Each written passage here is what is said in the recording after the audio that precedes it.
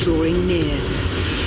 No! How wrong we are. The Celebrity Traitors continues Wednesday at 9 on BBC One. And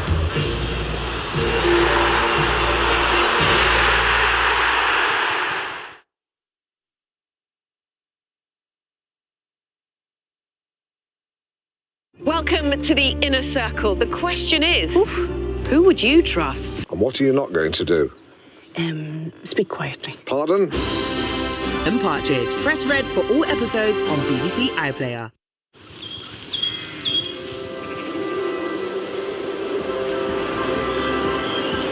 Is the UK ready for the impacts of climate change? Sunday Morning Live follows at 10:30 after those making the news with Victoria, Derbyshire.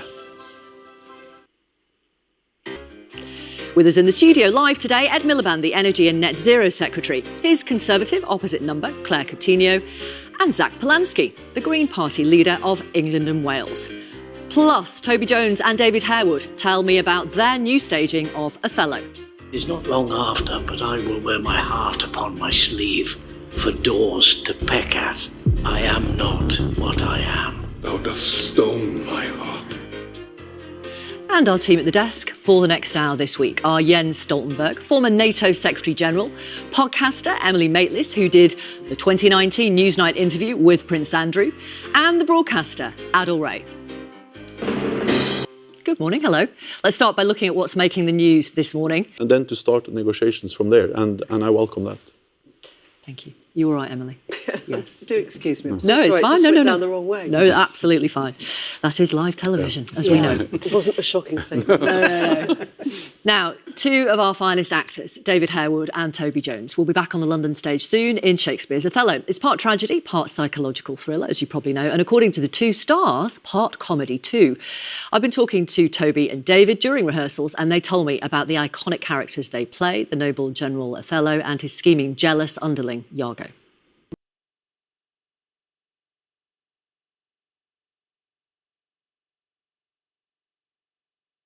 Because in the distance you're hearing, "Ooh, Tommy, Tommy," sung by what seems like thousands of voices, and what's in front of you are mums and dads and what look like ordinary people, and they weren't the sort of far right figures that you would think would be. I mean, there were plenty of them there, but there was so many ordinary people there, and that's what was unnerving and a little bit worrying.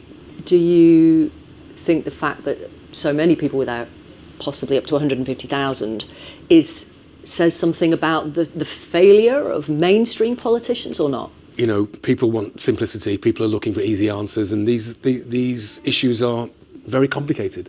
In fact, the very person who started the whole Brexit question was probably responsible for half the boats that are coming over here now anyway, so it seems odd that people are going in that direction, which is, the guy who started all this has created the problem in the first place.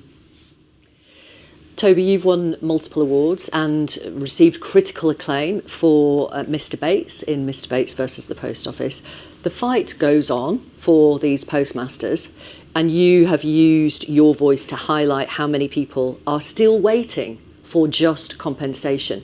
How do you feel about that? Well, I feel a bit compromised because often I'll get praised in the street and people raise their fist at me about the great job that I did, and that's very pleasant. And obviously people in television were thrilled that something could have that much impact.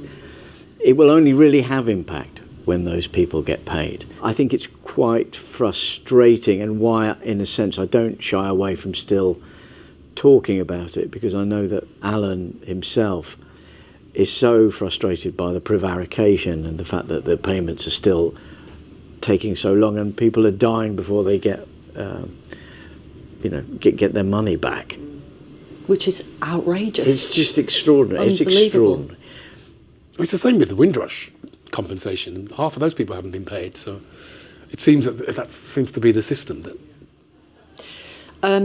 What is your next work? What is coming out soon that we should look forward to? Well, a film called Mr. Burton, and it's the story of an inspirational teacher. A lot of people now haven't heard of Richard Burton, but people who do know about Richard Burton the great actor, one of the defining features of his personality was this extraordinary voice, famously on recordings of Undermilt Wood.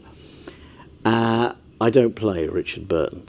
I play the guy who gave him that voice. And then, should the warlike Harry, like himself, assume the port of Mars, and at his heels, leasting like hounds, should farm in, sword and fire. Thank you, Jenkins. No, I can do it all, sir. Oh, no, that'll do. And this film tells the story of how his teacher registered something in him that was unusual. His life and became a sort of mentor, gives him his name, and he becomes Richard Burton. So it's a kind of an amazing sort of story that is true. Back to the play, finally. If you've never been to see a Shakespeare play on the stage, is this a good one to start with? Oh, 100%. You are just taken on this propulsive journey throughout. It's got beautiful language, so I think if it's your first Shakespeare, it will be a good one to attend. It should be really entertaining, even as it is heartbreaking, and dare I say it, funny. Because of this man. And, you know, as I said, it is one of Shakespeare's greatest villains, which Toby plays brilliantly because he's both funny and psychopathic. So, despite having the kindest face ever. Thank you. Well, exactly. That's how I do it. Good luck. Thank you you. so much Thank for you talking so to us, Toby Jones and David Harewood. Thank you. Thank you. Cheers, thank you. That's it for today. Thanks to our guests this morning.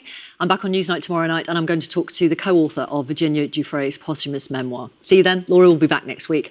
Have a very good Sunday.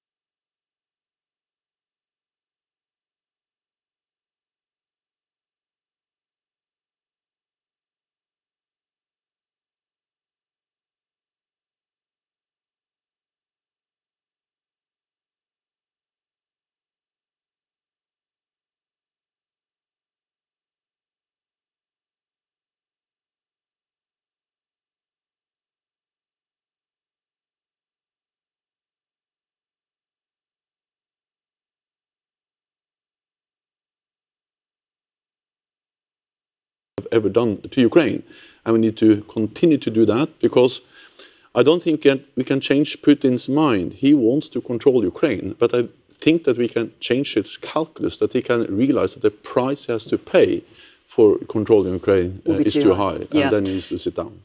Territory to end the war in Ukraine, to give up some of Ukrainian territory to Russia. Is that how did that go down? And is that how you think this war is going to end?